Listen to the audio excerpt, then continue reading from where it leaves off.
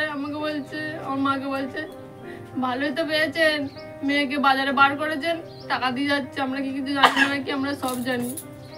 আমার বাবাকে বলছে তোর ভিতরে আমি মুহূর্তেও কোনোদিন আসবো না গো। তোমার বাবাকে এগুলো বলছে? আমার বাবাকে বলছে। সেই থেকে তুমি এই বাড়িতেই রয়েছো? হ্যাঁ। প্রথম বিয়ে হলো, তারপরে কি হলো? আমার বিয়ে কমাস পর আমি জানতে পারলাম আমার হাজবেন্ডের অন্য একজনের সঙ্গে রিলেশন আছে, শাড়ি ব্যবসা করতে আছে, সেখানেও তাই। এখানে ওখানে ফোন নাম্বার দিয়ে আসে, তারা ফোন করছে, আমি ফোন যখন ধরছি তখন আর কথা বলছে না। কোথায় তুমি? বলছে আমি বাড়িতে। তোমার বউ কোথায়? আমার কাছে কথা হচ্ছে, সে যদি কাপড় জামা নেওয়ার জন্যই ফোন করে, তার বউ আছে কি, ছেলে আছে কি, তার কে আছে, তার দেখার দরকার নেই। তারপরে আমি বলেছি আমার বাচ্চা নেবো না। ওরা জোর করেছে, শাশুড়ি শ্বশুর সবাই মিলে জোর করেছে না, বাচ্চা নিতে হবে। একটা মেয়ের জীবন যখন নষ্ট হয়ে যায়, তাকে আবারও পুনরায় নতুন করে বাঁচার আশ্বাস দিতে হবে আমাদের প্রত্যেককে। গ্রাম হোক শহর হোক, প্রত্যেকটা মানুষের নিজস্বতা নিয়ে বাঁচতে শেখাতে হবে। আমি যা যা জিজ্ঞেস করবো তুমি ঠিকঠাক উত্তর দেবে, একদম মন খুলে। তোমার এই যে যেমন দিদি এরা, আমিও তোমার দিদি। হয়তো তোমার সাথে রক্তের সম্পর্ক নেই, কিন্তু আমি কিন্তু তোমার একটা দিদি।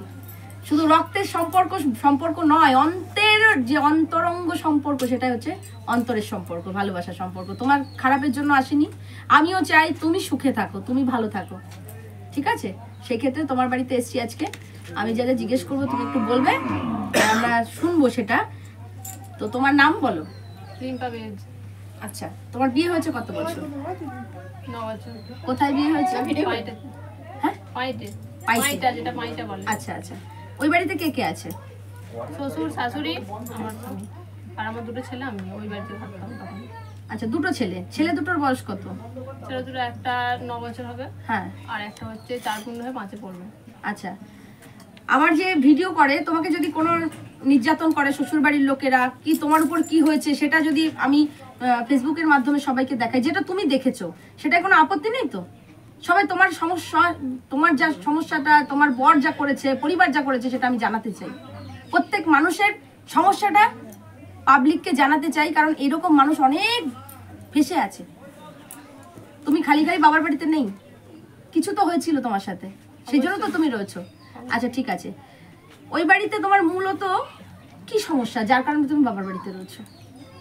কি সমস্যা নেই জিজ্ঞাসা করুন। সব সমস্যাটা আমাকে বলতে হবে, বলো একদম শুরু থেকে বলো। 1 নম্বর স্বামী, 2 নম্বর শ্বশুর শাশুড়ি, সবাইকারই সমস্যা। শুরু থেকে একদম ডিটেইলসে না বললে বুঝবো কি করে? বলো বলো, সব বলো, সব বল বল বল যা আমাদের সবাই আজকে কি অসুবিধা যেটা বলেছ সব বল, সব বলবে। আমি সবাই জানে, এটা সবাই জানে, সবাই জানে।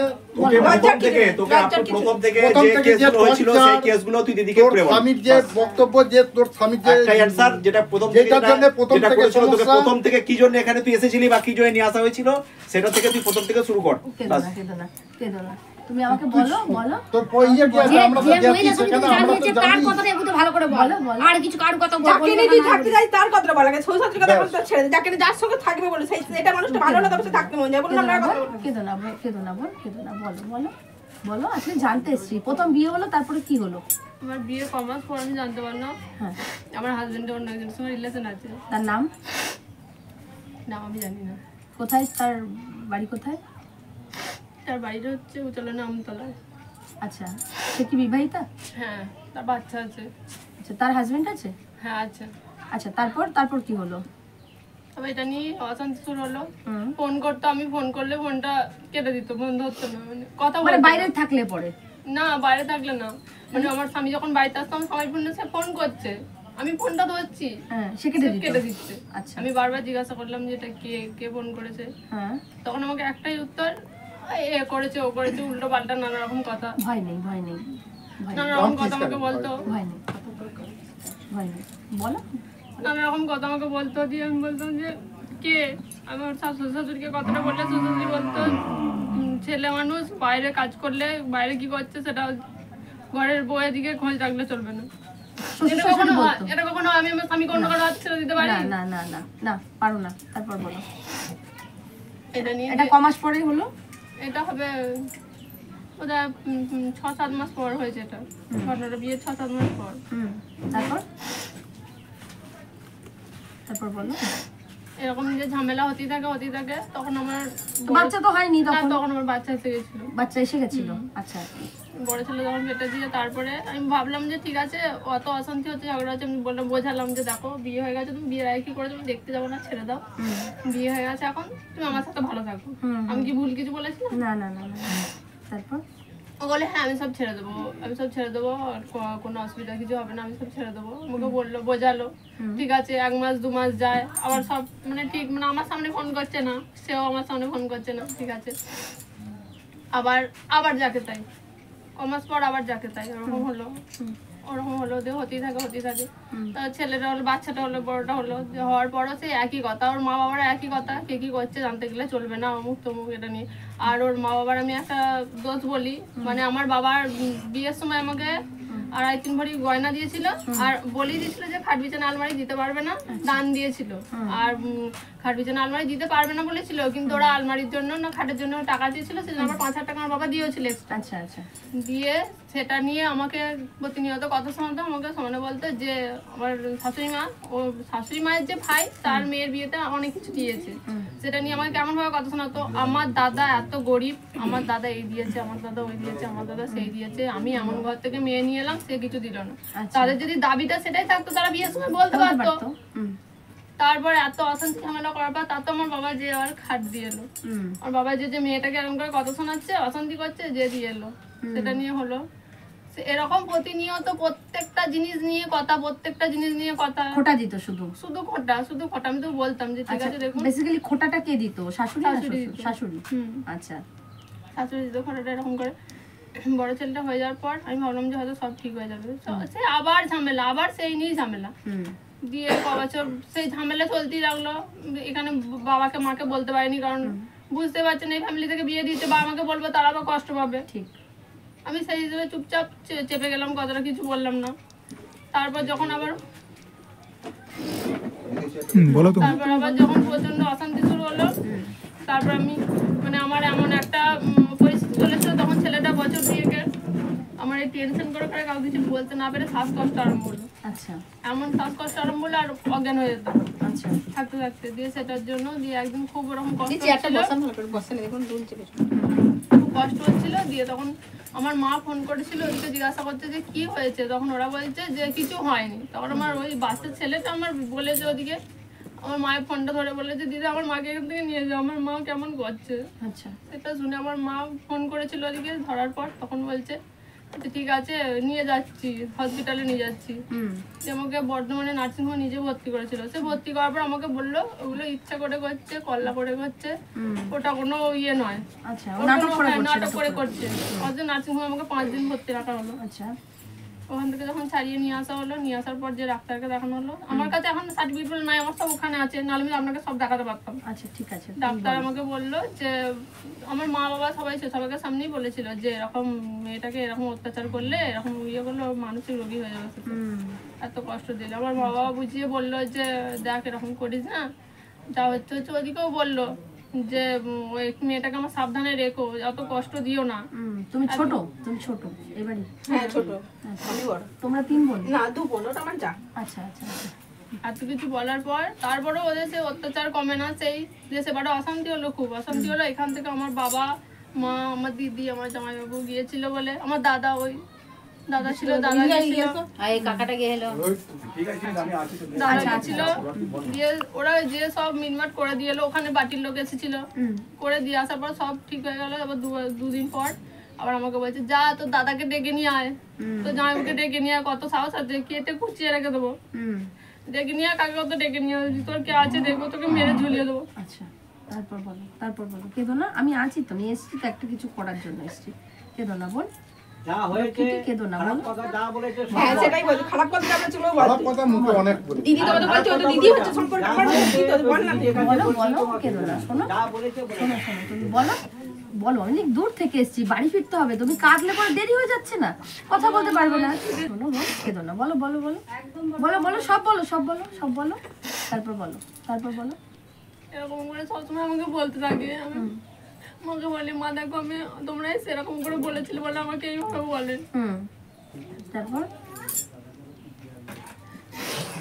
তারপর কি হলো? তারপর আমি বলেছি আমার বাচ্চা নেবো না, ওরা জোর করেছে, শাশুড়ি শ্বশুর সবাই মিলে জোর করলো যে না আরেকটা একটা বাচ্চা নিতে হবে।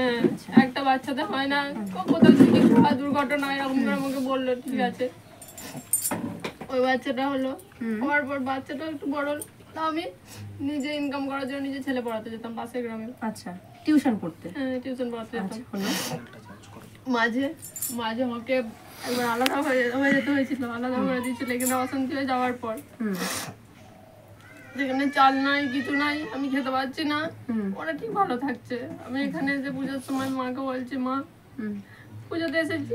আলাদা কি ওর বাড়িতেই আলাদা ছিলে? হ্যাঁ। আচ্ছা, ওরা ওদের মতন খাবার খাচ্ছে আর তুমি তোমার মতন খাচ্ছ, তাই তো? তোমার সাথে কে ছিল? বর ছিল না, ও থাকতো না, মিলে কাজে থাকতো, তো মিলে কাজে চলে যেত।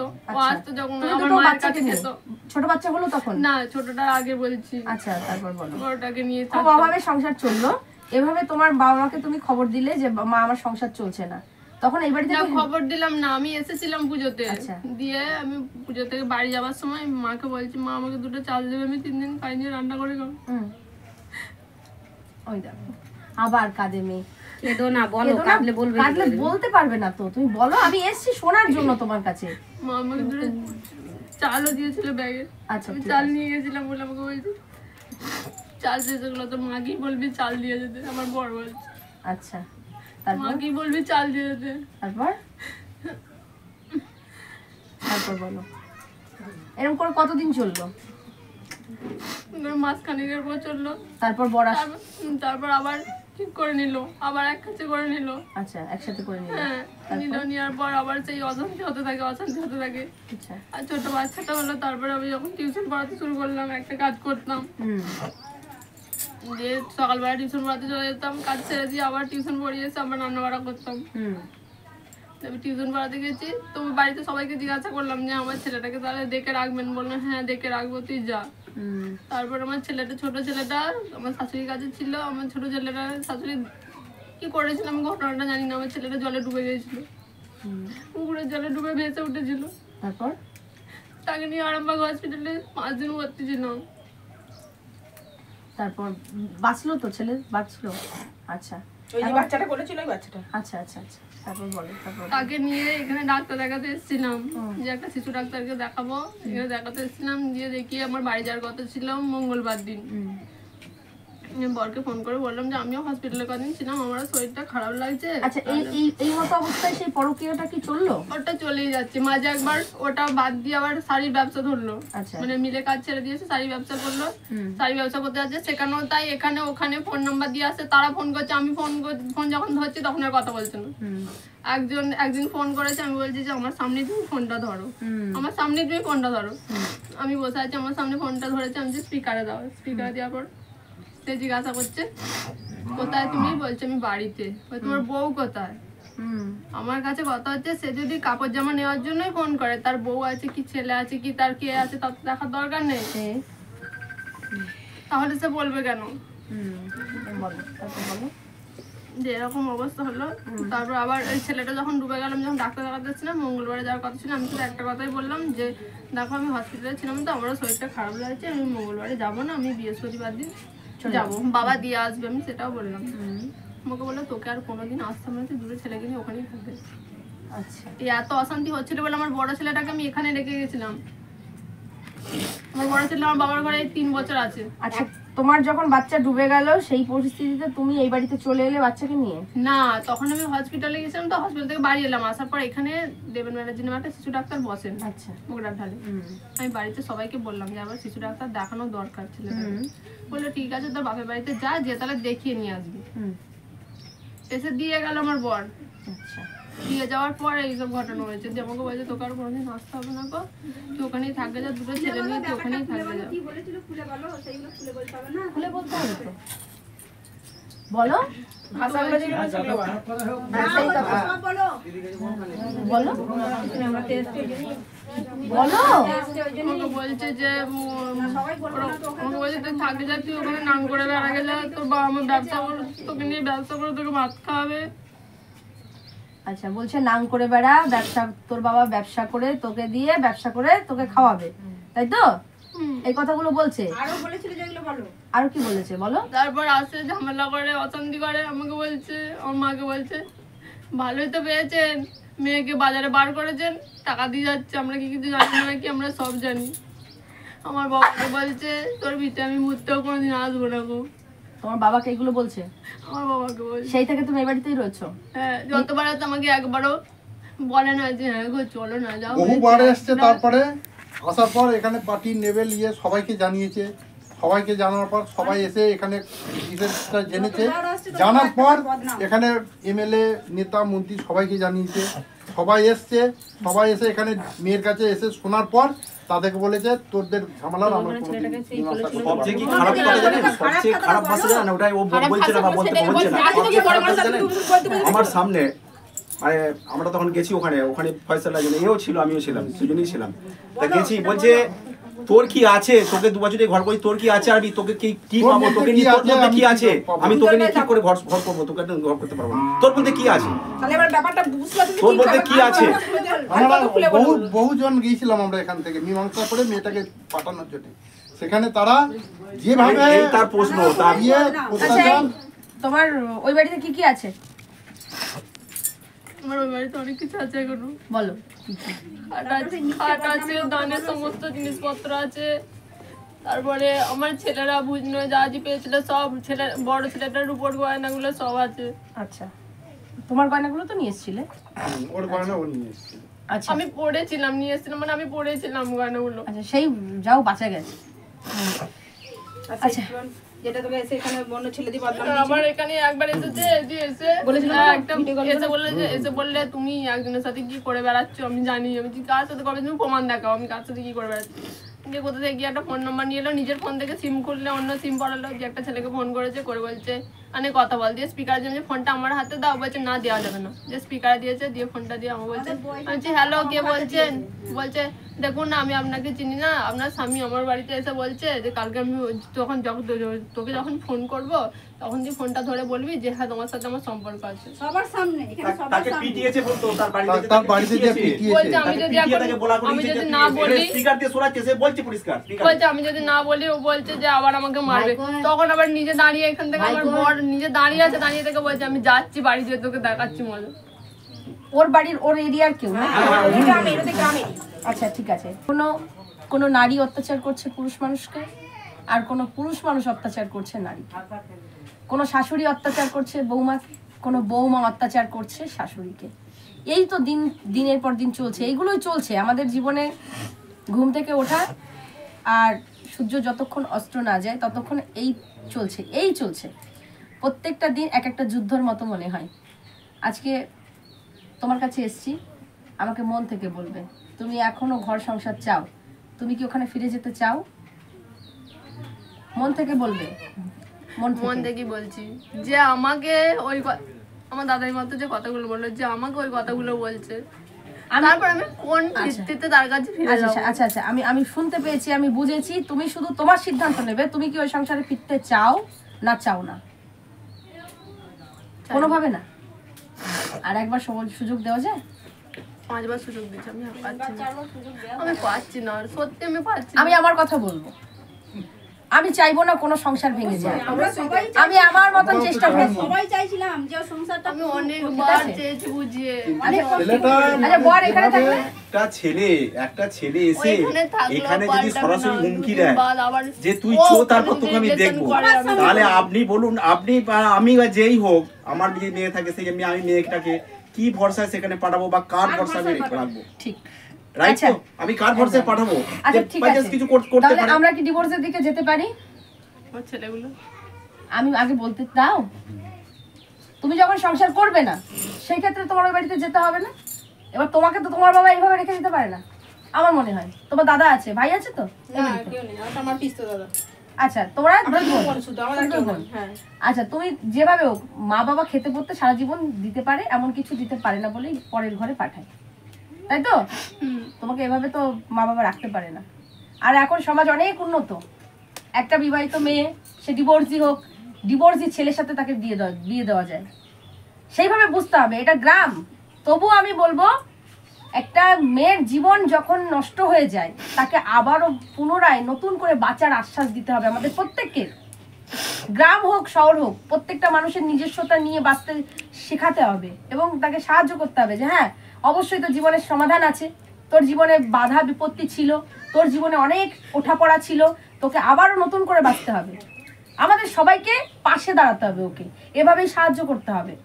আজকে ওর বিয়ে হয়েছে, দুটো বাচ্চা হয়েছে মানে ও ভেঙে পড়েছে না, সবাই মিলে ওর পাশে দাঁড়াতে হবে, আমার তাই মনে হয়। আমাকে তো সেটাই বলছে, দুটো ছেলে হয়ে গেছে, তুই কি হয়েছে? কিচ্ছু হয়নি, দুটো ছেলে হয়েছে, কিচ্ছু হয়নি, কিচ্ছু হয়নি।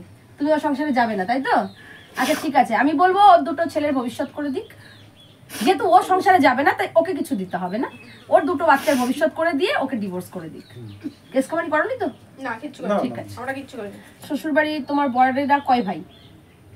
একাই, দুজন ছিল, একজন অনেকদিন আগে মারা গেছে। হ্যালো ভাই তো না, দাদা আসুন তো, একজনকে নিয়ে আসবেন, বেশি লোক আনবেন না, বড় একাই। সাথে আচ্ছা। একজনকে নিয়ে কোনো আসুন বোন? এই বাড়িতে। নেই? আচ্ছা, ওর আর্থিক অবস্থা একজনকে কেমন? আনবেন। ভালোই, আমার বাবার ঘরে যেমন দেখছেন ওর ঘরে তেমন। তোমার বাবা কি করে? আমার বাবা চাষবাস করে, কি করবে? ওরও চাষবাস? না, ওর চাষবাস আছে, ওর বাবার সেলুন আছে, ওর নিজে কাজ করে। আচ্ছা, ওর বাবার পয়টা বাজারে সেলুন আছে। এ বাবু এদিকে। ওর মা? ওর মা? না না না, ওটা আমার কথা শোনো, আমার পিঠে কতটা বোঝা দেবে তোমাকে বুঝে দিতে হবে। যদি আমার পিঠটাই ভেঙে যায় সেই হিসাবে এমন কিছু বলবে না যেটা বর দিতে পারে না, এমন কিছু বলবে যাতে ওর থেকে আমি আদায় করে তোমাকে দিতে পারি। এমন বোঝা দেবে না, তার পিঠে চাপাবে না, সে না একদমই না করে দিল, হাত তুলে দিল, এরম যেন না হয়, এটা ভেবে চিনতে। বাচ্চাদের ভবিষ্যৎ আমি একদম সব ভিডিওতে দেখবেন আমার বাচ্চাদের ভবিষ্যৎ করা আছে, অবশ্যই প্রত্যেকটা ভিডিওতে বাচ্চাদের ভবিষ্যৎ আমি করতে। মার কথা ছাড়ুন, বাপের কথা ছাড়ুন, মা বাবার ডিভোর্স হয়ে যায়, বাবার সাথে মার সাথে সন্তানের ডিভোর্স হয় না। সেই ক্ষেত্রে আমি সব ক্ষেত্রে দেখি বাচ্চাদের ভবিষ্যৎ দিতে হবে করে। সেই জন্য আমি বলবো যে তার পিঠে কতটা শক্তি সে নিতে পারবে, কতটা বোঝা তার পিঠে ক্ষমতা বোঝা বওয়ার, সেই হিসাবে তোমাকে বলতে হবে। কেঁদো না, কেঁদো কেঁদো না। না, তুমি এখনো ভালোবাসো, সংসারটা হচ্ছে না সেই জন্য কান্না করছো, পাগলি কোথাকারে। তুমি চাইলে সংসারটা আমরা নতুন করে তৈরি করে দিতে পারি এবং প্রোটেক্ট করে। এই জন্য আমরা সর্বদা সবার সাথে পাশে থাকবো। তুমি যদি চাও সংসারটা দিদি কেয়ার করে সংসারটা তৈরি করে দিক, দেখো সংসার দেখি ওনাকে আসতে দিন। আসুন ভাই।